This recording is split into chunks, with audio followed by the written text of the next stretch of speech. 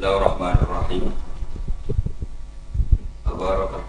Pak Mahfud itu juga gurunya Mbah Dimyati. Ini penting saya utarakan sanad karena sebagian kesesatan fatwa itu juga karena nggak punya apa sanad. Soal orderan Mbah Idris Pak Kaulo untuk melawan fatwa tadi Malakat Eman Hukum, saya kayaknya tidak nuruti itu karena fatwa itu jatuh dengan sendirinya. Karena saya yakin nggak ada yang mendengar ya. Nak dilawan corong Jawa mariku mau luhur gitu.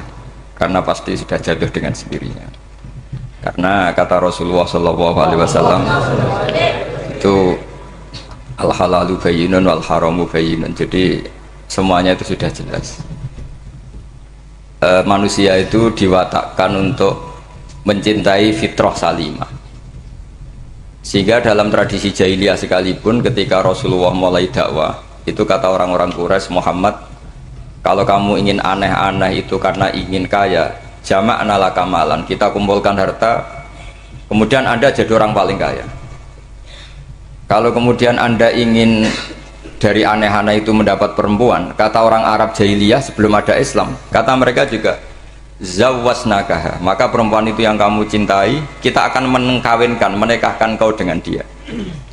Artinya adatun nikah itu adat yang dahulu, dan mulai dulu yang namanya nikah itu melibatkan wali, melibatkan keluarga. Makanya diantara pujian tiba berjanji terhadap keluarga Rasulullah SAW adalah tarakus sifaha falam yusibbu ma'aruhu min adami wa ila abihi wa ummi. Sehingga sifah ini yang definisinya ya jelas, nikah definisinya juga apa? Jelas. Kalau ada orang tertentu yang belum jelas definisi itu sudah di bawah awam lagi. Sudah tidak awam tok, tapi sudah di bawahnya, di bawah nol. Sehingga nggak usah dilawan orang-orang yang punya nilai kayak kita ini. Karena tadi zaman jahiliyah saja, jika Muhammad kamu ingin aneh-aneh itu, ingin nikah, zawwasnaka, kita akan nikahkan kamu dengan perempuan yang kamu inginkan. Nggak ada dalam satu riwayat pun yang dikatakan maka saya sewakan atau saya bookingkan, nggak ada. Semua redaksi zawwasnaka. Itu artinya ada seremonial akad yang bernama apa? Nikah. Makanya dipuji tarakus sifaha falam yusibhum aruhu min adamiu wa ila abilau. Kemudian dalam fikih juga dikatakan nikahul jahiliyah adalah sah, tidak perlu ditajdid. Saya ulang lagi ya, nikah fil jahiliyah itu tidak perlu ditajdid fil Islam asal tidak ada mufsid yang dzati. Misalnya begini ya, kita tidak pernah dengar sahabat-sahabat yang masuk Islam kemudian nikahnya ditajdid oleh Rasulullah SAW.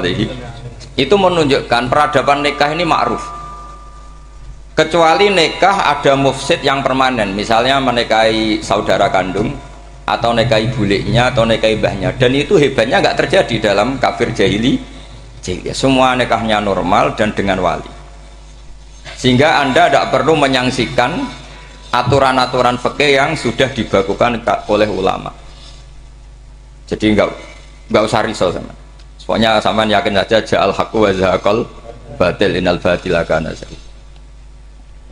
Nah kemudian ini yang makalah yang saya siapkan begini. Sekarang Indonesia itu dikepung oleh paham-paham keras. Sebetulnya untuk menghadapi paham-paham keras itu yang paling hebat tentu ilmu. Dalam banyak cerita, banyak saksinya juga. Pernah, ini masyhur sekali cerita ini.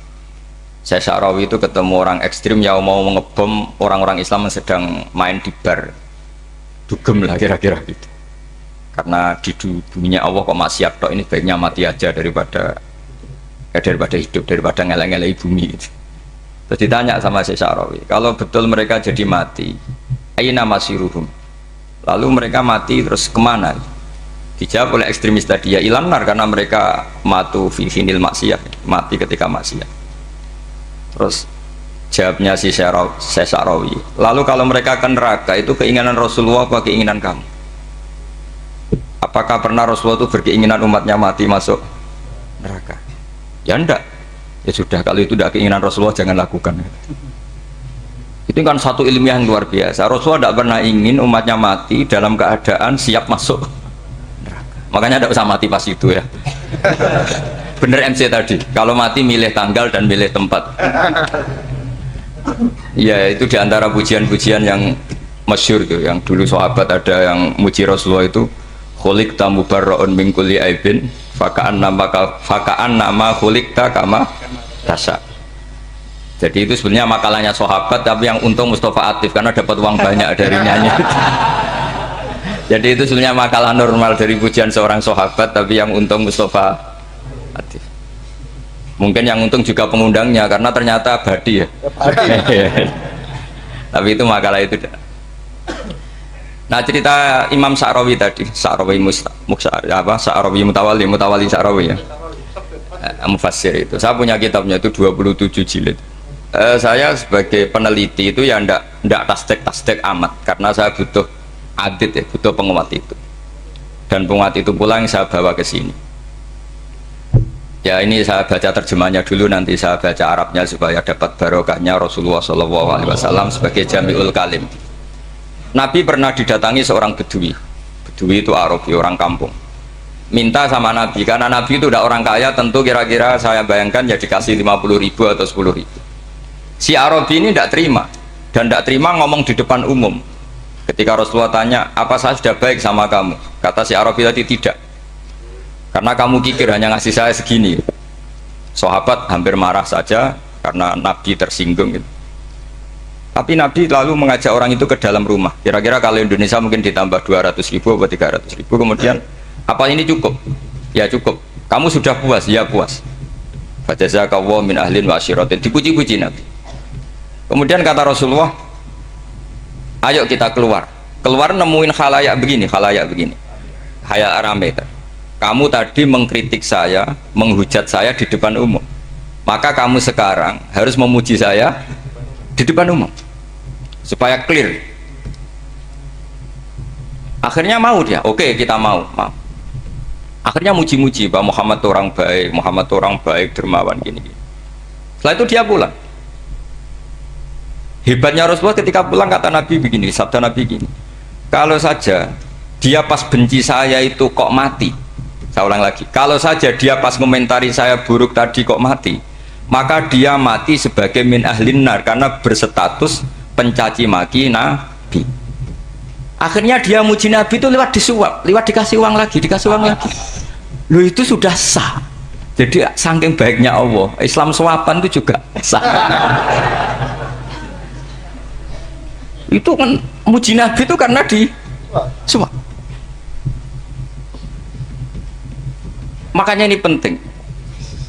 Sehingga dalam khazanah Islam itu memang agak aneh-aneh. Jadi di antara ceritanya dalam hukum-hukum Islam itu ada orang fasiknya minta ampun, tapi minta karena iman sama hadis bahwa nanti kalau ada orang mati disaksikan orang dua, apalagi kalau 4 min ahlil jannah, maka dia min ahlil jannah. Itu dia fasiknya minta ampun, nyewa orang. Nanti kalau saya mati bilang saya orang baik. Betul. Setelah dia mati bayar. Ini baik. Satu kampung nggak ada yang percaya ini saksi bohong. Tapi sama Allah diampuni karena kesaksian suapan. Ini penting saya utarakan. Makanya menurut saya itu bangga dengan Pak Hamid karena sepupu mbah saya itu karena alimnya. Meskipun banyak orang mensifati beliau wali dan memang wali betul, tapi saya tetap menstatuskan beliau orang alim yang dari kelaziman alim itu beliau wali. Jangan dibalik, wali dulu baru alim. Karena dalam beliau orang lasem dan kaidah di lasem itu fakullu alimin waliyullah walaysa kullu waliillah aliman. Jadi kalau kaidah di daerah Jawa Tengah itu semua orang alim pasti wali, tapi kalau wali tidak mesti alim. Sehingga kalau menstatuskan alim itu keren. Kalau di Jawa Tengah status alim itu keren. Dan soal keramat yang kaitannya dengan Mbah Mun itu masyhur itu dulu ketika Mbah Hamid santai-santai sama Pak Taifur sama keluarga lah. Beliau mau istirahat, kemudian yang datang Kiai Maimun, Mbah Mun zaman itu masih dipanggil Gus. Sopo pur, ada Pak Taifur di situ. Kata Pak Taifur, saya kalau manggil Pak D itu Gus Mun. Dan itu Mbah Hamid ngendikan rojulun alimun waliyullah. Itu orang lelaki yang alim yang waliyullah. Jadi beliau muji Mbah Mun juga alimun dulu, rojulun alimun wali. Ini penting saya utarakan karena kesanatan keilmuan beliau jelas dari beberapa keluarga di Lasem. Karena di daerah Fakhriyah itu yang tempat lahirnya Pak Hamid juga lahirnya mbah saya. Itu mbah-mbahnya sudah orang alim, termasuk Kiai Sidik Jember itu juga lahirnya di kawasan pondoknya Pak Hamid Fakhriyah. Kemudian Kiai Sidik punya anak yang namanya Ahmad Sidik yang jadi apa? Rois Am yang sekarang ada Gus Wirjon macam-macam, itu semuanya juga keluarga Lasem. Nah, saya cerita keluarga ini penting bukan karena tafakhur atau tabai, bukan, karena Allah itu membuat satu tradisi besar memang lewat dzurriyyah. Sehingga Allah ngendikan misalnya ulaikal ladzina an'ama Allahu 'alaihim minan nabiyyin min dzurriyyati Adam wa mimman hamalna ma'nuh wa min dzurriyyati Ibrahim wa Israila wa mimman hadaina wastabaina. Karena tanpa dzurriyyah itu enggak ada tradisi, enggak ada kultur. Misalnya saya menjadi hafal Quran, dulu bapak saya itu tiap zaman Pak Hamid masih sugeng, yang semaan di sini itu pasti bapak saya, namanya Kiai Haji Nur Salim. Kadang diajak baca Quran di kamarnya Kiai Hamid. Karena kalau bapak saya itu mantu ponaan sama Pak Hamid.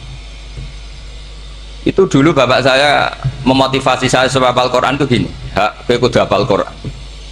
Nak kowe hafal Quran, iku kepaten obor. Kok anak merapal luwe duwe alasan. Jadi kalau ada Gus tidak alim itu mesti salah bapaknya. Karena kalau bapaknya bisa baca Wahab, anaknya mau baca primbon tuh malu.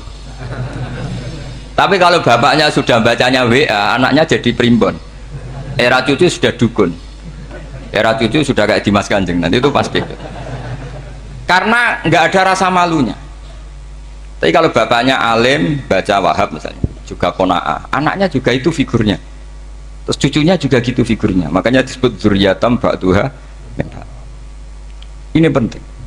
Dulu Mbah Mun itu sering ngijazahi saya, itu persis ijazahnya bapak, ijazahnya Pak Hamid. Kalau punya amplop itu ya dibeda-bedakan, ini amplop dari tamu, ini dari pejabat, ini dari orang fakir. Sehingga penggunaannya juga sesuai itu, tidak serampangan. Karena dianggap amanat, kalau kita salah tasarruf maka menjadi hisab. Kalau sekarang nggak salah dikumpulkan.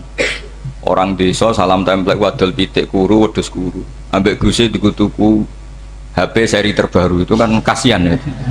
Padahal sing salam template itu ibunya kerja di Malaysia, mungkin gelantungan ngecat tembok di Malaysia, hasil salam template digugus tuku HP terbaru, itu kan nggak imbang. Nah tuku tasbih kan sumbut. Ini bukan nyindir tapi ngamuk jadi ini penting karena semuanya itu ada hisabnya. Walatus alunna yauma idzin anin. Karena tradisi ini harus kita teruskan ala qadril istithaq. Karena itu nanti yang mengawal ilmu. Kemudian termasuk tradisi mengakui santri goblok, ini penting. Itu enggak ada santri sebarokah santri goblok. Makanya dulu Mbah Mun, Mbah Hamid, Kiai alim itu kalau sama santri goblok ya tidak benci. Enggak kayak sekarang semua orang bikin sekolah unggulan. Sekolah unggulan itu kritik saya hanya memproduksi orang-orang yang nantinya mendapat. Kalau kamu punya santri hafal Quran, nanti hadiahnya umroh, langlanya umroh, santri pinter hadiahnya beasiswa. Tapi hubungannya sama negara itu mendapat. Sementara santri yang goblok hidup di pedalaman Kalimantan, karena di sana belum ada masjid, bikin masjid. Sebagian hartanya dipakai masjid, sebagian hartanya dipakai bangun masjid. Ini yang goblok pendiri masjid, yang pinter pengajian di masjid dibisarawi uang kas masjid. Artinya gini, ya kalau halalnya halal, tapi kita mbok yoroh hikmahnya orang-orang goblok itu. Supaya kita tetap ngaji, Rabbana ma khalaqta hadza batila. Semua ini ada gunanya. Subhanaka ma khalaqta. Jadi semua ini ada gunanya. Maka bagi santri-santri yang goblok, tolong nanti saya di Fatihai karena saya ini pembela Anda. Lo yang ngomong biar saya, karena saya terkenal santri pinter. Kalau yang ngomong sampean goblok kan nggak ada yang percaya. Oh, padune podo gobloknya kan gitu. Yang ngomong harus saya. Saya itu niru Rasulullah Shallallahu Alaihi Wasallam. Nabi itu kalau ada santri serabakat pinter itu diwaris sak surat usung nang mulai pinter. Banyak itu. Balighu anni walau ayah, ada sahabat ngaji hanya diajari idzal zulzilatil ardu, sudah kamu pulang, sudah pinter. Karena betul. Sekarang coba diangan-angan, ada santri alim alamah, mungkin bakasnya furu'iyah, gimana hukumnya Jumatan jumlahnya itu 40 kurang atau 40 pas imam, kemudian ada yang batal satu, hukumnya gimana? Dia mikir furu'iyah. Sementara yang goblok dia di desa tertinggal nggak ada masjid, piye caranya dia masjid? Ini bikin aslul ibadah, yang sini sudah khilaf tentang yang nggak penting. Jadi orang goblok kadang lebih keren. Akhirnya apa? Duriannya yang goblok nanti jadi orang alim alama ngekholi wong goblok karena pendirinya biasanya orang pati pinter. Itulah Allah Subhanahu wa taala. Ada bikin sesuatu itu sia-sia. Nah, saya ini korban ilmu itu. Akhirnya santri saya banyak yang nggak jelas. Ya, tapi ya saya terima saja. Saya santri itu macam-macam. Ada yang profesor, ada yang doktor, ada yang goblok, ada yang baru tobat kemarin. Ada yang Cina lagi seneng ahli sunnah wal jamaah, macam-macam. Semuanya ngaji sama saya. Karena saya tetap berkeyakinan Rabbana ma khalaqta hadza. Ini penting saya utarakan karena khazanah kita ini jangan digerus oleh orang yang tidak bertanggung jawab. Pernah ada di hadis Muslim, ini cerita di Sahih Muslim. Ada seseorang sedang sujud kemudian diinjek oleh orang fasik. Saya ulang lagi, diinjek. Rokobahnya, yang diinjek itu rokobahnya. Lehernya itu diinjek sama orang fasik. Kemudian si yang sujud tadi bersumpah wallahi la yaghfiru wallahu lak. Demi Allah, Allah tidak akan mengampuni kamu. Itu Allah kemudian mewahyukan sama Nabi di zamannya. Wahyunya adalah manggalladzi yata'alla alayya alla aghfira li fulan. Laqad ghafartu dzunuba wa ahbattu amalak. Siapa yang mencantut namaku dengan menstatuskan saya tidak bisa memberi maaf. Sungguh orang itu saya maafkan dan yang ahli ibadah amalnya tak cabut semua, tak hapus semua. Karena Allah tuh nggak boleh distatuskan sesuai keinginan kita. Kita sedang soleh terus mengatakan orang lain tidak soleh, Allah tidak akan ngampuni. Ngampuni tidak, itu wilayahnya Allah dan Allah yaf'alu ma yasha. Dan Allah berkali-kali memaklumatkan dirinya yaghfiru liman yasha wa yu'adzibu man yasha. Tapi ini kubu sebelah nyifati Allah hanya wa yu'adzibu, kubu sebelah kan gitu. Tidak pernah kalau Allah disifati yaghfir. Bagaimana Allah gak tersinggung? Allah selalu distatuskan yu'adzib. Itu kira-kira kalau Allah kan gini, saya ini bisa u'adzib, bisa aghfir, kenapa status saya tinggal yu'adzib? Ini ngaji di mana, khatam enggak gitu. Makanya resikonya ahli sunnah itu masyhur tuh Pak Hamid Pasuruan, tamu macam-macam diterima. Ketika orang benci Golkar itu ada tamu dari Golkar juga diterima. Ketika orang nggak mau diberi hadiah oleh orang Golkar, Pak Hamid ya diterima. Bilang ke bapak, mengaku lo mau wae nur, duit enggak ana gunane dhewe. Sing marai rawan hisab itu kan kamu dapat uang nggak jelas kemudian kamu pakai pribadi. Kalau orang-orang soleh kan nggak pernah dipakai, kan aman saja. Loh, dihisab apanya? Wong hanya pralon. Kalau istilahnya Mbah Hamid itu pralon. Datang diberikan orang lagi, datang diberikan. Kalau kena kamu kan hisab. Terus kamu nyate makan wareg glegeken. Nah, itu uangnya nggak jelas dipakai nyate glegeken, ya mesti hisab. Kalau nggak jelas ya disedekahkan. Kalau ingin bebas apa? Bisa. Tapi kalau sering sedekah biasanya nggak bebas dari miskin. Tapi kalau kamu wali kan tetap ya Pak Hamid itu masyhur bisa kok. Tapi kan nggak jadi miskin. Kamu nggak terkenal sakok tapi miskin. Ini nggak wali. Ini penting. Jadi kebanyakan orang ekstrim karena mensifati Allah Ta'ala itu hanya dengan status yu'adzib, tidak dengan status yaghfir. Dan itu mereka harus ngaji lagi. Kurang apanya Rasulullah SAW? Nabi sebagai manusia benci sekali sama pembunuh Hamzah karena qatilu ahabbin nasi ila Rasulillah, yaitu sama Wahsy. Siapa yang nggak tahu Wahsy? Qatala ahabban nasi ila Rasulillah, itu qatala Hamzah. Dan ketika Nabi nyuwun sewu maksud no Wahsy, Allah malah nurkan ayat laisa laka minal amri syai'un aw yatuba alaihi. Ada pilihannya aw yatuba alaihi. Apa yang terjadi? Justru Allah mentobati Wahsy. Memaafkan Wahsy, mentobati Wahsy. Ada sahabat yang dipuji Nabi Hamamatul Masjid, akhirnya su'ul khotimah. Kita tahu ceritanya siapa? Sa'labah. Makanya kata Mbah Mun sering cerita ke saya, banyak orang darani saya itu tidak jelas, kata Mbah Mun, karena saya sama siapa saja baik, sehingga banyak yang nuduh saya itu tidak jelas. Kata beliau, ulama paling jelas ya saya ini, karena masih orisinil, kata beliau. Tapi pakai bahasa Jawa, karena tadi Mbak Idris bilang ada yang MA ya Mbak, Madura asli tadi, makanya saya terpaksa bahasa Indonesia tadi. Kata Mbah Mun, ulama paling jelas ya saya, karena saya menyikapi siapa saja baik, karena di hati saya hanya membaca laisa laka minal amri syai'un aw yatuba alaihim aw yu'adziba. Kenapa kamu vonis si buruk? Bisa saja nanti baik. Yang sedang baik bisa saja nanti Kalau nasib seseorang nggak jelas, kenapa kamu sikapnya jelas? Nah, ini orang-orang nggak ngaji itu memaksa orang lain jelas. Ini kubu sebelah pasti salah, ini pasti benar. Wong manusia kok dipasti-pastikan gimana? Kita ini tidak nabi. Kalau nabi maksum pasti benar. Kalau sampean apa? Maksum bisa. Jadi ketidakjelasan para ulama ini berdasar konstitusi tadi bahwa itu wilayahnya Allah Subhanahu. Ini yang penting saya utarakan. Jadi apalagi Allah sudah punya rencana tadi, yang goblok-goblok di pedalaman Dayak bikin masjid, yang pinter-pinter ramen lomba untuk sangu, untuk umroh. Kira-kira memberi sama mendapat pahalanya keren mana? Memberi. Tapi tidak usah jadi goblok. Goblok tidak usah direncanakan, sudah terjadi. Jadi makanya saya bela karena sudah terjadi itu, tapi tidak usah direncanakan. Nanti terus wah goblok aja cara Gus Bak gak apa-apa ndak. Sudah kadung, ini cuma kita itu iman ya. Jadi karena yang pinter itu yang jumlahnya tidak banyak. Ini kita bully saja. Karena kamu bully pun tetap mulia kan orang pinternya. Tapi kalau orang goblok gak dibela habis dia. Yang pinter buat dikritik kayak apa kan tetap mulia kan. Lah yang muji sudah banyak, saya ngeritik saja lah. Ini tidak akan jatuh. Tapi yang goblok ini kan nggak ada yang bela. Saya sebagai umatnya Rasulullah, pecinta umat Rasulullah tak bela, tenang saja. Ada hikmahnya apa? Hikmahnya orang goblok. Betul loh, saya itu sering ketemu dokter, ketemu profesor tuh nangis. Tak tanya kenapa nangis. Bapak saya itu petani, saya di Jogja sampai jadi dekan, jadi rektor. Tapi saya sekarang rektor, anak saya sekedar SMP naik itu sudah senang. Nggak dengar kabar ketangkep BNN sudah senang. Padahal saya ini ahli metodologi. Ternyata pinter bapak saya. Karena bapaknya tadi hanya petani bisa menjadikan anaknya profesor. Tapi profesor tidak mesti bisa jadi. Anak saya anak SMP aja sudah senang. Karena Allah ingin membuktikan pinter kamu itu tidak ada artinya di depan iradatullah. Di depan apa? Iradatullah. Supaya orang tunduk. Lu coba yang jadi ulama tabi ini itu rata-rata abnaul mawali. Anaknya budak yang dimerdekakan. Karena Allah seperti itu. Ada yang tokoh yang tadi dzurriyatam ba'duham empat itu harus kita jaga. Saya termasuk orang yang ditakdir punya mbah-mbah alim, itu juga harus dijaga. Yang enggak alim peluangnya masih banyak.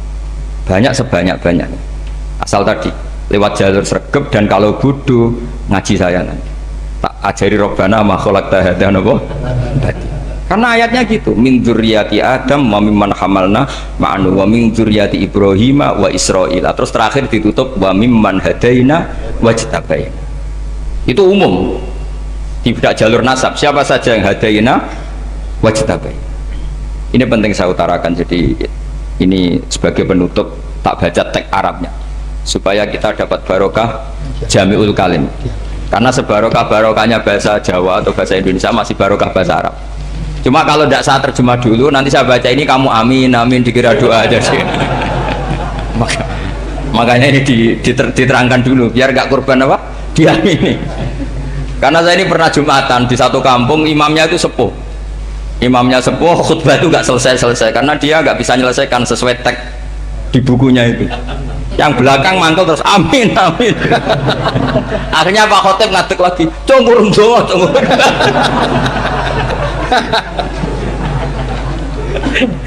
Ya ini masih teks Arab, yang belakang sudah apa? Amin amin. Ya saya baca. Ini disimak. Bismillahirrahmanirrahim. Waruwiya anak Arabian ja'ahu yatlubu min husay'an fa'atahu. Sumaqala ahsantu ilaika. Dikasih sesuatu ya tadi saya contohkan, misalnya dikasih hanya 10.000. Qala al-arabiyullah wala ajmalta, kamu ya belum berbuat baik. Faghadibal muslimun wa qamu ilaihi. Orang-orang Islam marah besar karena Nabi dikomentari la ajmalta, kamu tidak orang baik.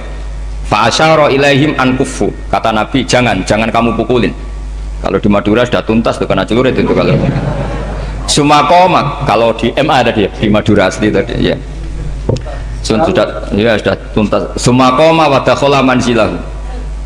Setelah itu terus arsala ilahi sallallahu alaihi wasallam wa zadahu syai'an. Kemudian Nabi menyuruh dia, ayo masuk rumah terus ditambahi. Faqala ahsantu ilaika qala na'am fajazakallahu min ahlin wa asyiratin khairan. Setelah ditambah banyak sama Nabi, saya sudah baik sama kamu. Wah baik kalau sekarang baik. Itu mengatakan baik karena ditambah uang loh, bukan karena dari nuraninya, karena ditambah uang, ditambah duit, amplopane ditambahin. Faqala lahu nabiyyu sallallahu alaihi wasallam innaka qulta ma qulta wa fi nafsi ashabi min dzalika syai'un fa in ahbabta faqul baina aydihim ma qultu baina yadayya hatta yadhaba ma fi sadrihim alaika. Kamu tadi ngomong dan menjadikan sahabat saya tersinggung. Coba sekarang klarifikasi supaya mereka clear apa? Itu menunjukkan klarifikasi itu termasuk wataknya Rasulullah Shallallahu Alaihi Wasallam. Tadi kamu menyinggung saya di depan umum, maka sekarang kamu muji saya juga harus di depan umum supaya clear, supaya mereka tidak punya perasaan macam-macam. Sudah akhirnya qala na'am falamma kana al-ghadu awil asyu ja'a faqala sallallahu alaihi wasallam inna hadzal arabiyya qala ma qala fazidnahu fazama'nahu radiya kadzalik qala na'am fajazakallahu min ahlin wa asyiratin khairan. Terus faqala Nabi sallallahu alaihi wasallam, ini penting ya bagi semua dai, bagi semua ustaz, masali wa masalu hada masalu rajulin lahu naqatun syaraddat alaihi fattaba'an nasu atau fa'atba'an nasu falam yaziduha illa nufuran fanadahum sahibuha khallu baini wa baina naqati fa inni arfaku biha minkum.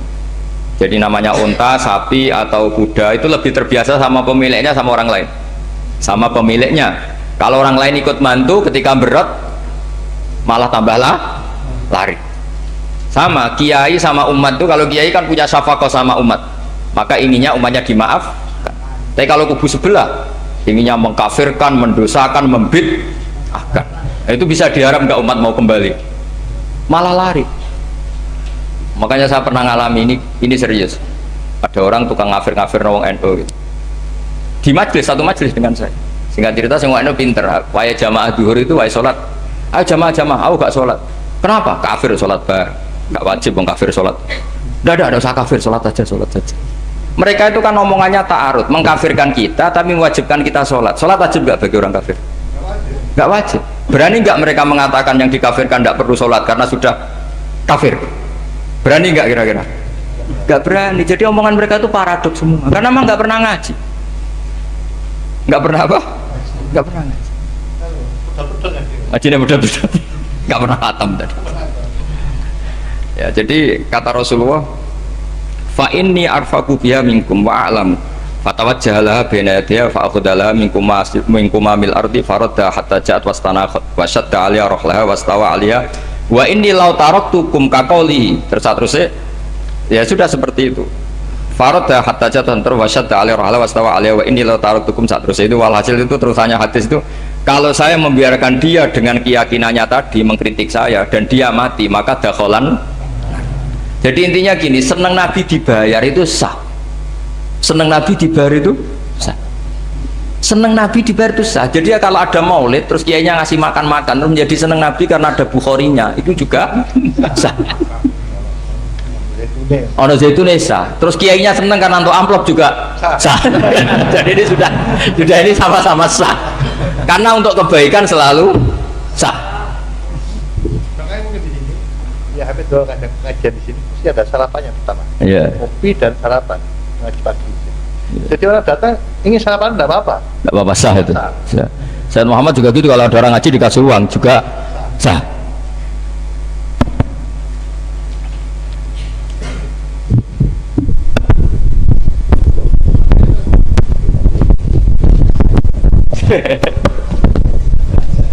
Mati kabeh kok mati kabeh.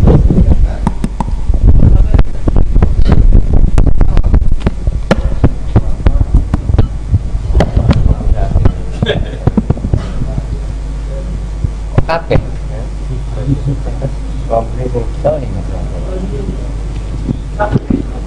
Subhanaka ma khalaqta hadza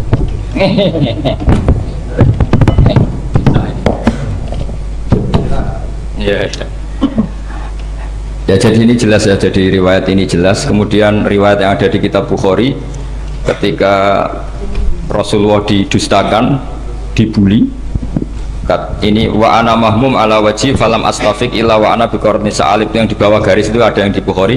Farafatu rosi faidan ana bisahabatin qad adallatni fanadhartu faidan fiha jibrilu fanadani faqal inna wa qad sami'a qala qaumika laka wa maraddu 'alaika wa qad basa ilaika malakal jibal litamurahu bima syi'ta fihim fanadani malakul jibal fasallama 'alaihi tsumma qala ya Muhammad faqala dzalik bima syi'ta in syi'ta an udbika alim al-akhsaban Faqala Nabi sallallahu alaihi wasallam bal arju ayyukhrijawahu min aslabihim may ya'budu wa wahdah la yusyriku bihi syai'an. Jadi Nabi menghadapi yang sedang kafir saja enggak putus asa. Bisa saja mereka nanti melahirkan anak-anak yang Islam. Jadi kalau ada kiai menghina orang kafir itu jangan melihat kiai kok pancanan wong kafir. Yang benar itu kiai yang penuh harapan. Sehingga sama orang kafir saja berharap. Tapi sekarang enggak, kiai pancanan wong kafir, kiai kok pancanan wong fasik. Logikanya dibalik. Kiai nelateni wong kafir nak menawa anak turune masuk Islam. Kiai nelateni wong fasik anak menawa dadi soleh. Logikanya harus seperti itu. Nah soal perang itu beda. Perang kan mereka sudah menstatuskan diri ingin bunuh kita. Tentu kita harus berani untuk mempertahankan diri. Tapi kalau kondisi normal tidak bisa seperti itu. Ini kan kondisi normal. Itu Rasulullah. Ya nggak boleh. Karena tadi. Bahkan kalau saya pernah ngaji ini di Sidogiri pernah cerita Rasulullah jajar Nabi Nuh. Ada seorang wali, pasnya Abu Hasan Asyadili. Siapa Abu Hasan apa? Asyadili. Mimpi ketemu Rasulullah jajar Nabi Nuh. Kemudian Nabi Nuh itu digojok sama Rasulullah. Kamu pernah masukkan kaum kamu, bisa saja fi aslabihim atau fi zuhurihim ada nasamatan sing tu'minu billah. Sekarang misalnya begini ya, ini orang kafir. Di sini itu ada gen yang ribuan ila yaumil qiyamah. Bisa saja gen-gen yang sekarang masih di zuhurihim, karena kalau apa gen di lelaki diistilahkan fi zuhurihim, ini saja nasamatan tu'min. Nasama yang nanti mukmin. Kalau dia mati kan berarti kamu membunuh calon orang mukmin berikut.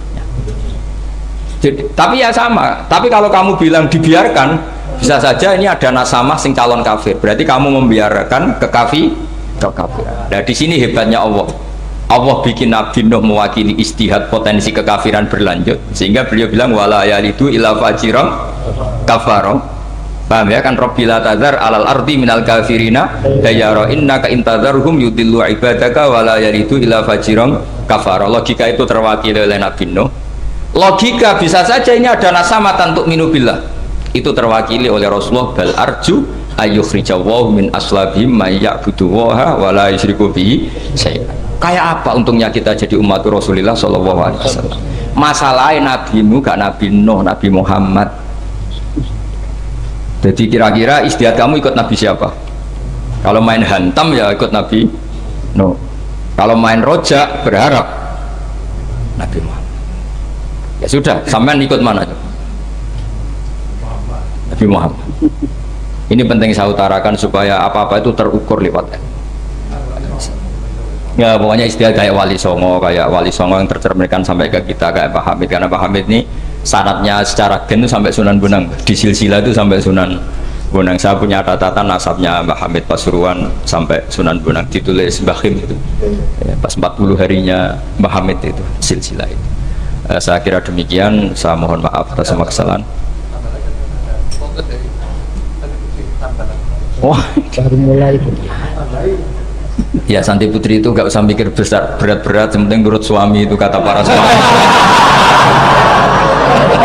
Tapi kalau suaminya nggak layak diikuti ya diberontak saja gitu. Karena nggak ada sesuatu yang luar biasa kayak perempuan. Itu kata Sayyidina Umar, pernah dia mau jalan ya, dicegat sama Khawlah itu bintu Salabah, itu sampai 3 jam, padahal Umar sudah Amiril Mukminin. Sudah siapa? Amiril Mukminin. Tapi ketika ditanya, kenapa engkau berhenti karena orang tua ini? Kamu tahu orang tua ini siapa? Ini ketika protes itu didengar langit sabhujud, yaitu yang di ayat qad sami Allahu qaulal lati tujadiluka fi zawjiha wa tashtaki ila Allah. Jadi sing protes wong wedok ora trimo bojone, Kanjeng Nabi diprotes. Ya singkat cerita, Khawlah itu cantik. Memang contohnya harus cantik. Kalau jelek nggak bisa. Khawlah itu cantik sekali. Walhasil dia mungkin khed atau apa, lama mungkin khed. Terus suaminya datang, Aus bin Somit ini datang, melihat istrinya pas sujud. Di semua teks riwayat fa'ajabatu ajizatuha. Makanya gambarannya harus cantik. Enggak usah diterjemah ya, fa'ajabatu ajizatuha. Singkat cerita, Aus itu minta dilayani saat itu juga. Si Khawlah nggak mau karena sedang ibadah. Mbok sik mas kok dalu. Enggak, kowe sekarang. Saking mantelnya karena agak kesampaian.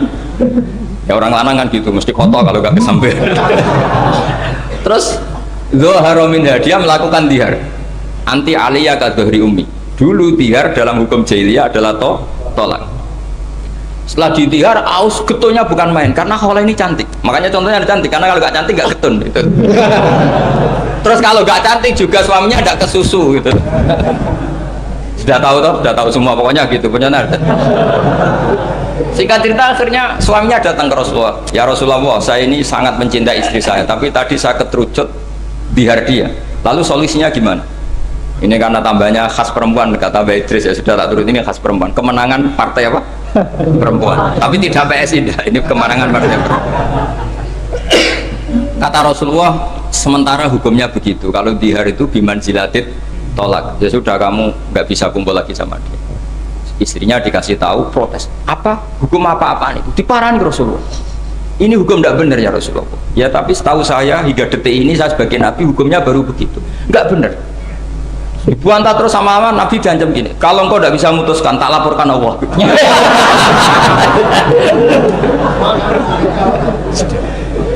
Akhirnya ini pulang betul, pulang sujud, sholat, lapor sama Allah. Dan ketika lapor sama Allah, ya Allah ini tidak fair. Lapornya tuh jorok sekali. Qad nasartu lahu batni, akala syababi wa nasartu lahu batni. Akala syababi, muda saya sudah dihabiskan sama suami saya. Wa nasartu lahu batni, tidak usah diterjemah. Tapi ketika saya sudah tidak muda, sekarang saya mau diceraikan lewat apa? Dia. Terus wa innali aulad, dan saya ini punya anak banyak. Indomamtuhum ilayya jauh. Kalau saya rawat pasti mereka kelaparan. Karena saya miskin, saya seorang perempuan. Tapi wa indomamtuhum ilaihi do. Nak tak elokno bapak mesti ditinggal wayang. Wah kira-kira gitu. Wayang gerutu sendiri. Akhirnya Allah jawab bahwa dihar itu tidak tolak. Lah akhirnya Nabi manggil dia, panggil perempuan tadi. Padahal Nabi gak dengar, itu di kamarnya sendiri perempuan tadi. Terus qad sami Allahu qala allati tujadiluka fi zawjiha wa tashtaki. Itu semua teks ya tujadil. Allah mendengar perempuan, lati itu perempuan tujadil kasih madoni kowe Muhammad. Nek dadi kiai dipadoni wedok enteng, Nabi saja dilabrak. Wes musuh perempuan tuh repot. Nabi dilabrak. Sampai jadi surat Mujadilah. Makanya saya kalau baca Mujadilah dan baca Mujadalah, ini kaitannya dengan tasrif. Jadalah yujadilu mujadalatan. Karena sekali nggak bisa tasrif nggak sah jadi mufassir. Ya jadi kalau kafaro ya kafiru ya takfiron. Iya kira-kira kan gitu. Fa'ala yufa'ilu ya takfilan. Jadalah yujadilu mujadalatan. Jadi kalau mujadalatan itu masdar, karena ini subjek pelaku mujadilah, jadi boleh mujadalah bisiwatil masdar, boleh mujadilah dengan sigot isim fa'il. Karena wanita pembantah Nabi itu didengar oleh Allah. Makanya ayasma'uha rabbul izzah min fawqi sab'i samawat walam yasma'aha Umar. Allah saja mendengar dari langit 7, masa Umar gak mau mendengar? Jadi makanya kalau Umar macam-macam, orang nyewa khaulah, kamu yang ngomong. Kira-kira dengan Assalamualaikum warahmatullahi wabarakatuh.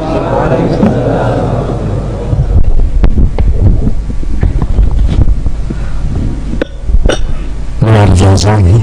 Alhamdulillah, mudah-mudahan menjadi ilmu yang bermanfaat. Dilanjutkan dengan sesi dialog. Untuk termin pertama kami beri waktu kepada 3 penanya. 3 penanya yang bukan termasuk yang goblok-goblok tadi ya. Silakan.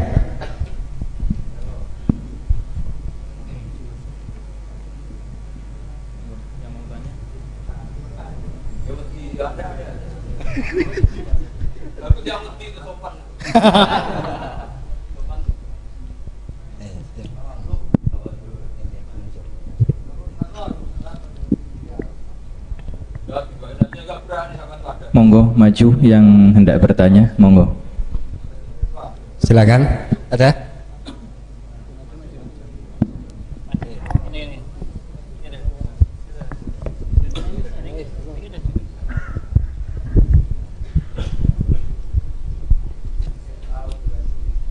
Bismillahirrahmanirrahim. Assalamualaikum warahmatullahi wabarakatuh. Nama saya Ahmad Mufaddal Rasid MA, Madura asli.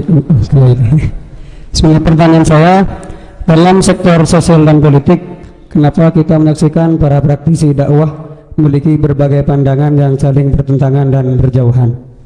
Atas jawabannya terima kasih. Oke. Yang kedua monggo.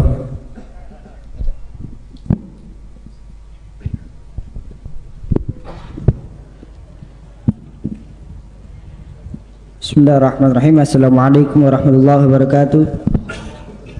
Nama saya Ahmad Syarif Hidayatullah. Pertanyaan, bagaimana cara menyikapi beda pemahaman dan pengamalan dalam Islam di Indonesia? Bagaimana cara menyikapi beda pemahaman dan pengamalan dalam Islam di Indonesia? Sudah. Wassalamualaikum warahmatullahi wabarakatuh. Terakhir, satu lagi. Maju.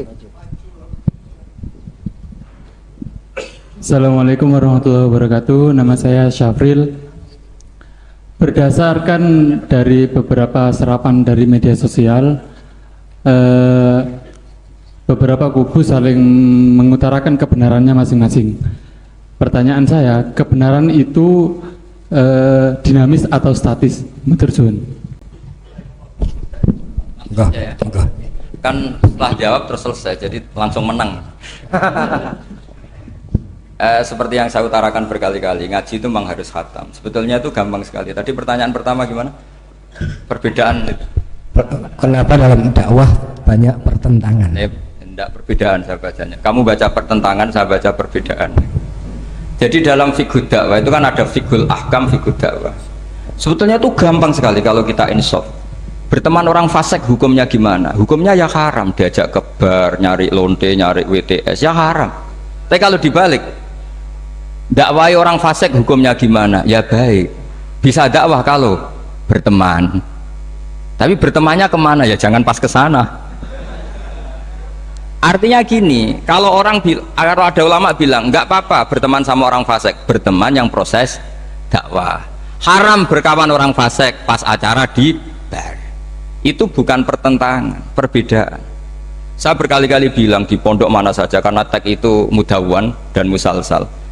Di kitab Khilyatul Auliya, itu kitab kesayangan Imam Ghazali. Beliau sampai alim gitu, termasuk barokahnya kitab Khilyatul Auliya wa Tabaqatul Asfiya, karangannya Abu Nu'aim al-Asfihani. Itu yang meriwayatkan itu diantaranya siapa? Meriwayatkan dawanya Sufyan bin Uyainah, gurunya Imam Syafi'i. Itu beliau cerita, Nabi Yahya tanya, kampung sini orang baik itu siapa saja? Kalau Nabi Isa tanya, kampung sini yang paling fasik siapa?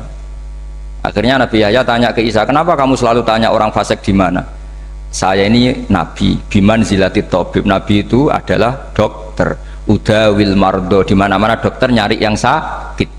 Sehingga khazanah kita di kiai-kiai pesantren NU banyak kiai yang kereng, tegas ge monggo. Ada kiai yang ngancani wong fasik-fasik ge monggo. Yang repot nggak ngancani, memang bagian dari fasik. Yang keliru itu yang itu gitu. Yang bagian itu. Kalau ngancani berapa ya orang preman yang ditobatkan para kiai-kiai yang jalur tadi banyak. Jadi ini harus dilihat. Makanya itu ada fiqhud dakwah. Ketika Rasulullah menstigmasi orang munafik itu orang yang buruk, semua riwayat mengatakan Nabi tetap berbuat baik sama mereka. Ketika ditanya, kenapa engkau selalu baik sama Abdullah bin Ubay bin Salul? Karena kata Nabi, saya menghormati keluarganya. Itu gara-gara Nabi mau datang menyolati Abdullah bin Ubay bin Salul, itu keluarganya menjadi Islam kila itu ribuan. Karena betapa baiknya Rasulullah sing jenenge Muhammad, orang seburuk itu masih beliau datang. Nah ketika beliau datang, ini konteksnya apa coba? Konteksnya kan farqu bainal haqqi wa bainal batil, jelas enggak beliau datang di rumahnya orang fasik. Kompaknya adalah konteksnya ya ta'allafuhum, supaya mereka merasanya nyaman. Nah yang merasa nyaman ini nanti jalurnya fiqhud dakwah. Makanya ada fiqhud dakwah, ada fiqhul ahkam. Ya gampang saja caranya tadi, milah-milah tadi. Ada orang fasik, saya berkali-kali fatwa di mana-mana. Ada orang mati karena oplosan misalnya. Kiai-kiai itu sebaiknya harus separuh datang, separuh enggak. Kalau semuanya datang nanti dikira matinya kayak matinya wali, karena semua kiai datang. Tapi kalau kiai ini tidak datang, kadang seorang yang mati oplosan itu ibunya mukminah, solihah, kadang ikut jamaah majelis taklim. Bapaknya juga soleh, keluarga besarnya soleh. Kalau tidak datang, lalu kita tidak menghormati keluarganya. Akhirnya kiai-kiai dicap elek. Terus yang ngurus jenazah orang fasik juga. Akhirnya didusi beara, terus diadep nongetan. Ketika mereka punya cara sendiri, didusi pakai arak, diadep nongetan, yang disalahkan Allah juga kita, gara-gara kita tidak datang, nggak terlaksana syariat Islam. Nah yang datang ini bukan bela-belain orang fasik, bela-bela ini terselanggarnya syariat Islam, yaitu mayat diperlakukan secara Islam, meskipun akhirnya datang di matinya orang pakai oplosan. Makanya ada fiqhul dakwah, ada fiqhul ahkam. Dan pertanyaannya sama, kalau semua temanya sama. Yang kedua gimana? Itu kan sama semua, siapa? Cara menyikapi beda pemahaman. Lah iya, beda pemahaman tadi. Rasulullah itu dekat orang munafik, tapi dalam rangka tarbiyah. Kadang yang sahabat yang sudah soleh dijauhi. Mergo cara Jawa mau nguyai segoro tahsilul hasil. Masyhur kan, Nabi punya uang banyak, yang baru Islam dikasih banyak, yang sahabat Ansor yang heroik nggak dikasih apa-apa. Ketika ditanya, ya Rasulullah, kenapa yang sudah Islam lama tidak kamu kasih? Mereka itu mentalnya heroik, inginnya ngamal memberi. Kalau ini inginnya mendapat, sudah ata'alafuhum alal Islam. Karena nggak baik loh, orang biasa heroik, misalnya dulu pecinta Mbah Hamid, sering ngasih Mbah Hamid, setelah Mbah Idris kaya dikasih, itu nanti jadi pecundang. Dari mental memberi menjadi mental ingin Rasulullah itu tidak ingin orang Ansor jadi mental memberi, kemudian berubah menjadi mental ingin meminta atau mendapat. Sehingga Nabi setelah futuhat itu orang Ansor itu nggak dikasih apa-apa, karena kalau dikasih nanti tadi dari mental heroik memberi menjadi penerima. Pas itu Nabi diprotes, ya Rasulullah kenapa tidak memperhatikan mereka, mereka jasanya akan besar.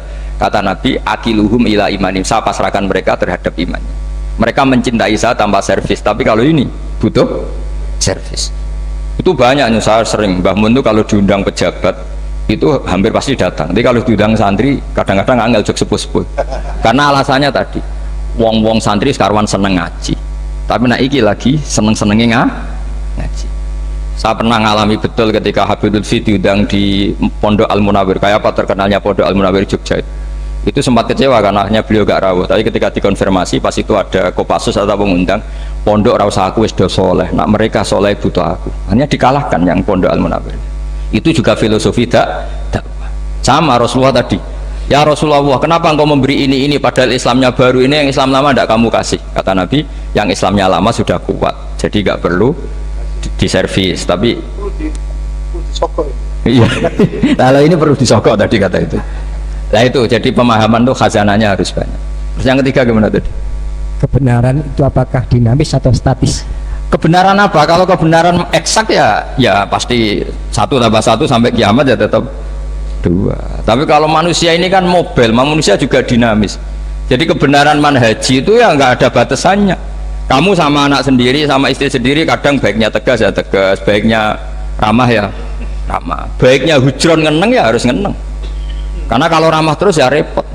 Pas itu marah kamu ramah, dianggap ngenyak, yakin. Tapi bojomu pas ngamuk terus senyum-senyum, kira-kira dianggap baik apa ngenyak? Kira-kira saja. Jadi semua itu ada aturannya. Misalnya sowan kiai itu baik, sowan kiai baik, tambah banyak tambah baik, terus sowan setengah papat, tok assalamualaikum. Bumi-bumi kok sowan, jadi sowan kiai apik, Mbah. Sama itu, semua itu ada batasannya dan manusia pasti tahu. Itu kan ibarat seorang istri bilang, Pak, opo rebuk be aku, kita ini sudah menyatu. Iya deh, aku pengen wayo. Wah, padahal sudah bilang apa saja, tapi tetap saja apa saja yang enggak itu kan gitu. Katanya apa saja kamu dukung, ternyata setelah apa saja kamu sebutkan kecuali itu kan. Artinya gini, Islam tuh ya begitu, ada sesuatu ayat atau apa saja yang perlu tegas ya tegas, perlu lunak ya lunak. Makanya itu hebatnya Abu Bakar dan Umar. Abu Bakar itu jadi wali karena layinal janib, karena orangnya ramah. Tapi dia tahu tidak semua kebenaran terwakili orang ramah, makanya dia menunjuk Umar sing ghalid, yang keras. Itu bukti. Makanya Indonesia itu bagus, yang ramah juga kenal yang keras, itu bagus. Karena memang, makanya Rasulullah itu Abu Bakar sudah Islam masih berdoa wa ma'izal Islam bi Umar, karena Abu Bakar itu sopan. Jadi kalau dibully orang kafir, Rasulullah disakiti ya main sabar. Rasulullah sudah mikir, ini agak ada petarung repot. Ketika melihat Umar di pasar Uqad itu petarung hebat, kata Rasulullah, kalau yang Islam ini itu keren. Makanya doa wa ma'izal Islam bi Umar. Umar didoakan hanya 2 hari masuk Islam. Masuk Islam langsung marani Nabi, engkau ini orang yang benar, ngapain sembunyi-sembunyi, harus tegas. Seorang orang kafir di paran, awas gagu Rasulullah Muhammad tak bacok kamu, tak bacok kan. Akhirnya Allahumma izal Islam. Pertama bihadil umaran, akhirnya kesampaian siapa? Umar yang khotob ya, bukan Amr bin Hisham. Jadi ini penting saya utarakan. Artinya apa? Kebenaran tidak semuanya terwakili orang sing layinal janib. Buktinya lam yaktafi Rasulullah bi islami Abi Bakar, tapi masih ingin dengan Islamnya Umar. Karena tadi ini penting saya utarakan. Jadi cobalah yang legowo secara ilmu. Ya kayak tadi misalnya saya Mbak Idris, banyak ulama termasuk jenis orang alim, tapi kan nggak bisa dakwah di Dayak. Barokahnya orang alim jadi di pusat-pusat Islam kayak di Pasuruan. Coba kalau kita ada alim mungkin di pedalaman Dayak bikin masjid. Jadi yang nggak alim ya barokah, karena supaya sama tak ceritani, saya punya sanad musalsalillah Rasulillah Shallallahu Alaihi Wasallam. Nanti dimasuk usulnya Rasulullah itu sampai saya figura. Ketika ada hisab itu tidak usah dibayangkan karena Allah tidak terkaifiahkan. Allah, Jibril sama Rasulullah. Singkat cerita mau masuk surga kira-kira kiai induan lah. Kiai induan ya kayak Pak Hamid mungkin ya kayak kiai induan. Pertama yang Nabi usulkan apa? Ai Rabbi ibaduka abaduka fi atrofil ardi. Kiai-kiai di pojok-pojok Dayak itu ya banyak tuh Gusti, itu tolong diperhatikan. Sing gak ono namane tadi. Sing gak diparani calon presiden, calon gubernur, sing gak ganggu-ganggu. Itu Nabi matur, ibaduka abaduka fi atrofil ardi. Banyak hamba engkau di pojok-pojok bumi yang nyembah jenengan. Iya, pojok-pojok bumi. Makanya itu termasuk nanti tanggal 10 saya ke Korea, karena mereka TKI TKW, tapi di sana bangun masjid di daerah ateis. Di daerah apa? Ateis. Itu uang mereka kerja untuk bangun masjid. Kamu kadang disalami template pakai kas masjid. Ya gak apa-apa kalau halalnya halal, cuma mikir itu maksudnya halal, saya yakin halal karena kiai nanti ya paling gue bangun masjid ini kan mau oper-operan tok. Karena kiainya di pondok disangoni masjid, gue bangun pondok ya mau oper-operan. Yang repot kena kiai medit itu rusak gitu dunia pokoknya. Pokoknya mau medit itu rusak, dunia rusak. Kamu tahu alamatnya medit tuh? Qoribun minan nar, itu sudah itu. Kata Nabi kan wal bakhil qoribun nanar. Jadi baidun minallah, baidun minal jannah, qoribun. Kalau tanya alamatnya medit juga mana Gus? Ya qoribun nanar, deket-deket situ. Jadi ini saya kira demikian. Assalamualaikum warahmatullahi wabarakatuh.